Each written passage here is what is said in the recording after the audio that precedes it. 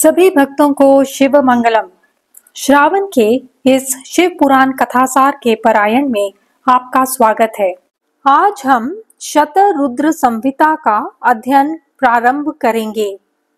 इस संहिता में कुल 12 अध्याय हैं, जिनमें से पहले 6 अध्यायों का श्रवण आज हम करेंगे। पहला अध्याय है शिवजी की अष्टमूर्तियों का वर्णन। दूसरा, भगवान शिव का अर्धनारीश्वर अवतार। तीसरा, नंदीश्वर अवतार का वर्णन।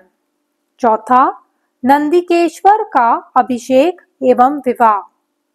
पांचवा, भैरव अवतार का वर्णन। और छठा, भगवान शंकर का शरभ अवतार। तो चलिए पाठ आरंभ करते हैं। ओम श्री गणेशाय नमः। श्री शिव महापुराण। ओम नमः शंभवाय च मयो भवाय च नमः शंकराय च मयस्कराय च नमः शिवाय च शिवतराय च। शतरुद्र संहिता। शिव पुराण की कथा के इस क्रम में शौनक जी ने सूत जी से कहा, हे महाभाग, आप तो व्यास जी के शिष्य तथा ज्ञान और दया के निधि हैं। अतः अब आप शिव जी के उन अवतारों का वर्णन कीजिए जिनके द्वारा उन्होंने सत्पुरुषों का कल्याण किया था। सूत जी ने कहा, हे मुने, पूर्व काल में इसी बात को सनत कुमार ने शिव स्वरूप तथा सत्पुरुषों की रक्षा करने में समर्थ नंदीश्वर से पूछा था। तब शिवजी का स्मरण करते हुए नंदीश्वर ने उनसे कहा, हे सनत कुमार, सर्वव्यापक तथा सर्वेश्वर शंकर के विविध कल्पों में यद्यपि असंख्य अवतार हुए हैं, फिर भी मैं अपनी बुद्धि के अनुसार यहाँ पर उनमें से कुछ का वर्णन कर रहा हूँ। श्वेत लोहित नामक 19वें कल्प में शिवजी का सद्योजात अवतार हुआ। इन्हीं सद्योजात नामक परमेश्वर शिव जी ने प्रसन्न होकर ब्रह्मा जी को ज्ञान प्रदान किया एवं सृष्टि उत्पन्न करने का सामर्थ्य भी प्रदान किया। इसी प्रकार 20वें, 21वें कल्प तथा अन्य कल्पों में महेश्वर की ईशान, तत्पुरुष, अघोर, वामदेव तथा सद्योजात नामक 5 मूर्तियां प्रकट हुईं, जो ब्रह्म संज्ञा से विश्रुत हैं। इसके साथ ही उनके बहुत सारे अवतार हुए। अपना कल्याण चाहने वाले पुरुषों को शिव जी के इन रूपों की प्रयत्न पूर्वक नित्य वंदना करनी चाहिए, क्योंकि ये रूप सभी प्रकार के कल्याण के एकमात्र कारण हैं। शिव जी की अष्टमूर्तियों का वर्णन। नंदीश्वर जी कहते हैं, हे मुने, अब आप महेश्वर के समस्त प्राणियों को सुख प्रदान करने वाले तथा लोक के संपूर्ण कार्यों को संपादित करने वाले अन्य श्रेष्ठतम अवतारों को सुने। यह सारा संसार शिव की 8 मूर्तियों का स्वरूप ही है। जैसे सूत में मणियां पिरोई रहती हैं, उसी तरह यह विश्व उन 8 मूर्तियों में व्यापक होकर स्थित है। वे प्रसिद्ध 8 मूर्तियां ये हैं: शर्व, भव, रुद्र, उग्र, भीम, पशुपति, ईशान और महादेव। शिवजी की इन शर्व आदि 8 मूर्तियों द्वारा पृथ्वी, जल, अग्नि, वायु, आकाश, क्षेत्रज्ञ, सूर्य और चंद्रमा अधिष्ठित हैं। शास्त्र का ऐसा निश्चय है कि कल्याणकर्ता महेश्वर का विश्वंभरात्मक स्वरूप ही चराचर विश्व को धारण किए हुए हैं। जैसे इस लोक में पुत्र, पौत्र आदि को प्रसन्न देखकर पिता हर्षित होता है, उसी तरह विश्व को भली भांति हर्षित देखकर शंकर को आनंद मिलता है। इसलिए यदि कोई किसी भी देहधारी को कष्ट देता है, तो निस्संदेह मानो उसने अष्टमूर्ति शिव का ही अनिष्ट किया है। सनत कुमार जी, इस प्रकार भगवान शिव अपनी अष्टमूर्तियों द्वारा समस्त विश्व को अधिष्ठित करके विराजमान हैं। अतः तुम पूर्ण भक्ति भाव से परम कारण रुद्र का भजन करो। भगवान शिव का अर्धनारीश्वर अवतार। प्रिय सनत कुमार जी, अब आप शिव जी के अनुपम अर्धनारीश्वर स्वरूप का वर्णन सुनो।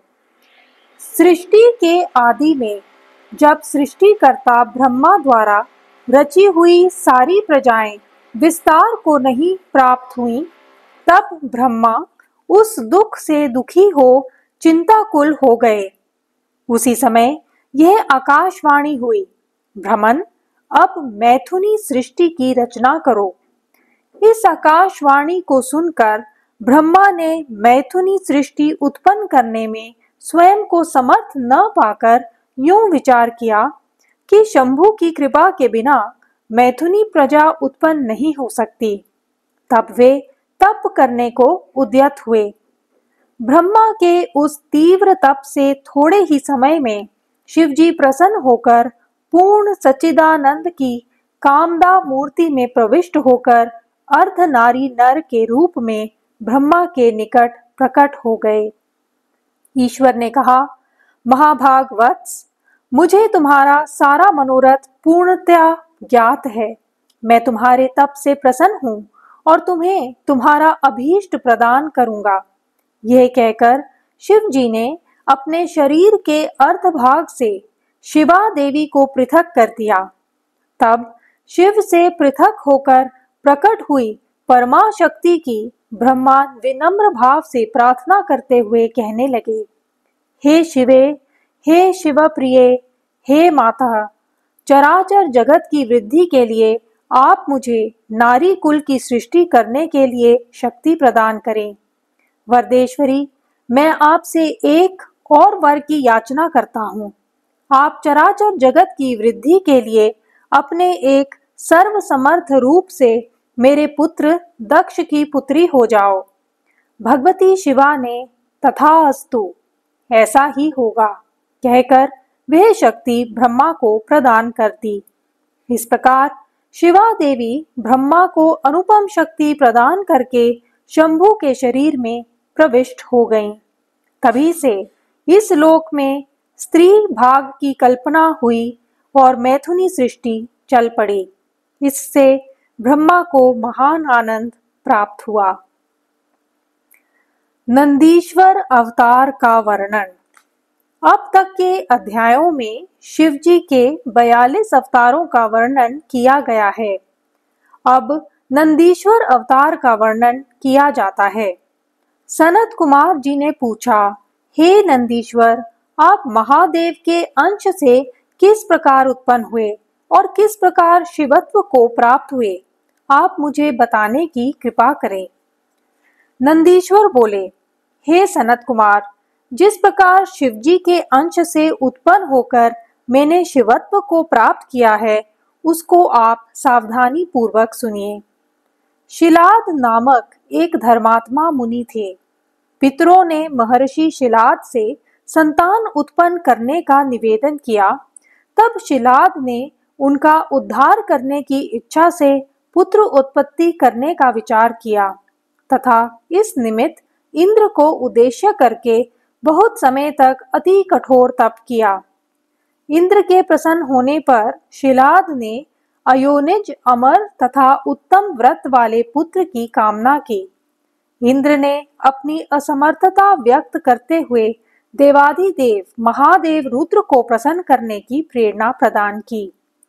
तब शिलाद भगवान महादेव को प्रसन्न करने के लिए तप करने लगे। शिव के प्रसन्न होने पर शिलाद ने उनसे कहा, प्रभु, मैं आपके ही समान मृत्युहीन अयोनिज पुत्र चाहता हूँ। त्रिनेत्र भगवान शिव प्रसन्नचित होकर बोले, हे विप्र, मैं नंदी नाम से आपके अयोनिज पुत्र के रूप में अवतरित होऊंगा और हे मुने, आप मुझ तीनों लोकों के पिता के भी पिता बन जाएंगे। हे सनत कुमार, कुछ समय बाद मेरे पिता शिलाद मुनि यज्ञ करने के लिए यज्ञ स्थल का कर्षण करने लगे। उसी समय यज्ञ आरंभ से पूर्व ही शिवजी की आज्ञा से प्रलय अग्नि के सदृश देदीप्यमान होकर मैं उनके पुत्र रूप में प्रकट हुआ। उस समय वहां पर बहुत बड़ा उत्सव हुआ। सभी देवगण हर्षित होकर मेरे तथा मुझे उत्पन्न करने वाले शिवलिंग का पूजन करके उसकी स्तुति करने लगे। शिलाद बोले, हे सुरेश्वर, आपने मुझे आनंदित किया है, अतः आपका नाम नंदी होगा और इसीलिए आनंद स्वरूप आप प्रभु जगदीश्वर को मैं प्रणाम करता हूँ। नंदीश्वर बोले, इतना कहकर मुझे साथ लेकर वे पर्णकुटी में चले गए। हे महामुने, जब मैं महर्षि शिलाद की कुटी में गया तो मैंने अपने उस शरीर को त्याग कर मनुष्य रूप धारण कर लिया। पुत्र वत्सल शिलाद ने मेरा समस्त जात कर्म आदि संस्कार संपन्न किया। उन्होंने वेदों तथा समस्त शास्त्रों का भी अध्ययन संपन्न कराया। 7वें वर्ष के पूर्ण होने पर मित्र और वरुण नाम वाले 2 मुनि आश्रम पर पधारे। उन्होंने कहा, हे तात, आपके पुत्र संपूर्ण शास्त्रों में पारंगत हैं, किंतु दुख की बात है कि ये अल्पायु हैं। अब इस वर्ष से अधिक इनकी आयु नहीं है। यह सुनकर शिलाद दुख से व्याकुल होकर अत्यधिक विलाप करने लगे। तब मैंने कहा, हे पिताजी, देवता, दानव, यमराज, काल अथवा अन्य कोई भी प्राणी मुझे मार नहीं सकता, आप दुखी न हो। पिता के पूछने पर नंदीश्वर बोले, मैं न तो तप से और न विद्या से ही मृत्यु को रोक सकूंगा। मैं तो केवल महादेव के भजन से मृत्यु को जीतूंगा। इसके अतिरिक्त अन्य कोई उपाय नहीं है। नंदिकेश्वर का अभिषेक एवं विवाह। नंदीश्वर कहते हैं, इसके अनंतर मैं वन में जाकर धीरता पूर्वक कठोर तप करते हुए रुद्र मंत्र का जप करने लगा। मेरी तपस्या से संतुष्ट होकर भगवान शंकर ने मुझसे कहा, हे महाप्राज्ञ, तुमको मृत्यु से भय कहाँ? मैंने ही उन दोनों ब्राह्मणों को भेजा था। तुम तो अपने पिता एवं सुरजनों के सहित अजर अमर, दुख रहित, अविनाशी, अक्षय और मेरे सदा प्रिय गणपति हो। इस प्रकार कहकर कृपानिधि शिव ने सहस्र कमलों की बनी हुई अपनी शिरोमाला को उतार कर मेरे कंठ में पहना दिया। हे विप्र, उस पवित्र माला के गले में पड़ते ही मैं 3 नेत्र एवं 10 भुजाओं से युक्त होकर दूसरे शिव के समान हो गया। इसके बाद शिवजी ने पार्वती जी से कहा, मैं नंदी को अभिषिक्त कर इसे गणेश्वर बनाना चाहता हूँ। इसमें तुम्हारी क्या सम्मति है? उमा बोली, हे परमेश्वर, आप इस नंदी को अवश्य ही गणेश्वर पद प्रदान करें। तदंतर भगवान शंकर ने अपने श्रेष्ठ गणाधिपों का स्मरण किया। उनके स्मरण करते ही असंख्य गणेश्वर वहां उपस्थित हो गए। तब शिवजी बोले, यह नंदीश्वर मेरा परम प्रिय पुत्र है, अतः तुम लोग इसे सभी गणों का अग्रणी तथा सभी गणाध्यक्षों का ईश्वर बनाओ। यह मेरी आज्ञा है। यह नंदीश्वर आज से तुम सभी का स्वामी होगा। शिवजी की आज्ञा से स्वयं ब्रह्मा ने एकाग्रचित होकर मेरा समस्त गणाध्यक्षों के अधिपति पद पर अभिषेक किया। ब्रह्मा, विष्णु आदि देवताओं ने शिवजी की आज्ञा से बड़े उत्सव के साथ मेरा विवाह भी संपन्न किया। विवाह करके मैंने अपनी उस पत्नी के साथ शंभु, शिवा, ब्रह्मा और श्री हरि के चरणों में प्रणाम किया। भगवान शिव पत्नी सहित मुझसे प्रेम पूर्वक बोले, सतपुत्र, यह तुम्हारी प्रिया सुयशा और तुम मेरी बात सुनो। तुम मुझे परम प्रिय हो। जहां मैं रहूंगा वहां तुम्हारी स्थिति होगी और जहां तुम रहोगे वहां मैं उपस्थित रहूंगा। महाभागा उमा देवी ने भी मुझे तथा मेरी पत्नी सुयशा को अभीष्ट वर प्रदान किया। तत्पश्चात भगवान शिव मुझे अपनाकर उमा सहित वृक्ष पर आरूढ़ हो अपने निवास स्थान पर चले गए। भैरव अवतार का वर्णन। नंदीश्वर जी कहते हैं, हे सनत कुमार, अब आप भैरव अवतार की कथा सुने। भैरव जी परमात्मा शंकर के पूर्ण रूप हैं। शिव जी की माया से मोहित मूर्ख लोग उन्हें नहीं जान पाते। एक बार समस्त देवता और ऋषिगण परम तत्व जानने की इच्छा से ब्रह्मा जी के पास गए और उनसे पूछा, हे लोकनायक, अद्वितीय तथा अविनाशी तत्व क्या है? नंदीश्वर बोले, शिव जी की माया से मोहित वे ब्रह्मा जी परम तत्व को न समझकर अहंकार युक्त होकर बोले, मैं ही सारे जगत का प्रवर्तक, संवर्तक और निवर्तक हूँ। हे देवताओं, मुझसे बड़ा कोई नहीं है। उसी समय वहां स्थित विष्णु ने उनकी बात का विरोध करते हुए स्वयं को संपूर्ण लोकों का कर्ता परम पुरुष परमात्मा बताया। इस प्रकार ब्रह्मा और विष्णु दोनों में विवाद हो गया। उस समय उन दोनों की इस विवादास्पद बात को सुनकर सर्वत्र व्यापक तथा निराकार प्रणव ने मूर्तिमान प्रकट होकर उनसे कहा, परमेश्वर शिव सनातन तथा स्वयं ज्योति स्वरूप हैं और ये शिवा उनकी आह्लादनी शक्ति है। ये उन्हीं के समान नित्य तथा उनसे अभिन्न है। ओमकार के इस प्रकार कहने पर भी उस समय शिव माया से मोहित ब्रह्मा और विष्णु का अज्ञान जब दूर नहीं हुआ, तब उसी समय अपने प्रकाश से पृथ्वी तथा आकाश के अंतराल को पूर्ण करती एक महान ज्योति उन दोनों के बीच में प्रकट हो गई। उस समय परमेश्वर शिव ने अपने तेज से अत्यंत देदीप्यमान भैरव नामक एक परम तेजस्वी पुरुष को उत्पन्न किया और बोले, हे काल भैरव, सर्वप्रथम तुम इस पद्म योनि ब्रह्मा को दंड दो। तुमसे काल ही डरेगा, अतः तुम काल भैरव कहे जाओगे। हे कालराज, सभी पुरियों से श्रेष्ठ जो मेरी मुक्तिपुरी काशी है, तुम सदा उसके अधिपति बनकर रहोगे। नंदीश्वर बोले, काल भैरव ने इस प्रकार के वरों को पाकर अपनी बाईं अंगुलियों के नखों के अग्रभाग से ब्रह्मा का 5वां सिर तत्क्षण ही काट डाला।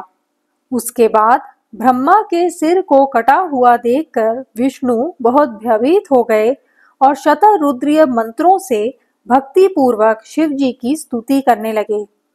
हे मुने, तब भयभीत हुए ब्रह्मा जी भी शतरुद्रीय मंत्र का जप करने लगे। इस प्रकार वे दोनों ही उसी क्षण अहंकार रहित हो गए। अहंकार का त्याग करने पर ही मनुष्य परमेश्वर को जान पाता है। इसके बाद ब्रह्मा तथा विष्णु को अहंकार रहित जानकर परमेश्वर शिव प्रसन्न हो गए और उन प्रभु ने उन दोनों को भय रहित कर दिया। ब्रह्मदेव का सिर काटने के कारण ब्रह्म हत्या भैरव का पीछा करने लगी। भैरव घूमते घूमते अभिमुक्त नगरी वाराणसीपुरी में जा पहुंचे। भैरव के उस क्षेत्र में प्रवेश करने मात्र से ही ब्रह्म हत्या उसी समय हाहाकार करके पाताल में चली गई।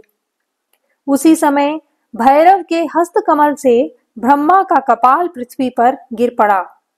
तभी से वह तीर्थ कपाल मोचन नाम से प्रसिद्ध हो गया। इस श्रेष्ठ तीर्थ में आकर विधि पूर्वक स्नान कर देवताओं और पितरों का तर्पण करने से ब्रह्म हत्या से छुटकारा मिल जाता है। मार्गशीर्ष मास के कृष्ण पक्ष की अष्टमी तिथि को भैरव जी का जन्म हुआ। जो मनुष्य इस तिथि को काल भैरव की सन्निधि में उपवास करके जागरण करता है, वे महान पापों से मुक्त हो जाता है और सद्गति को प्राप्त होता है। भगवान शंकर का शरभ अवतार। भगवान शंकर के भैरव अवतार एवं उनकी लीलाओं का वर्णन करने के उपरांत नंदीश्वर ने कहा, महामुनि, भगवान शिव उत्तमोत्तम लीलाएं रचने वाले तथा सत्पुरुषों के प्रेमी हैं।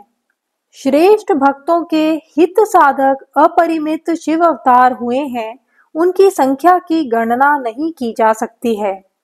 पूर्व काल में पृथ्वी का उद्धार करने हेतु ब्रह्मा जी द्वारा प्रार्थना किए जाने पर भगवान विष्णु ने वराह रूप धारण कर हिरण्याक्ष का वध किया। इसके अनंतर भगवान विष्णु ने नरसिंह का रूप धारण कर हिरण्यकश्यपु का संहार किया। भगवान शंकर ने शरभ अवतार धारण कर उसके द्वारा नरसिंह को शांत किया था। ओम नमो भगवते रुद्राय। ओम नमः शिवाय।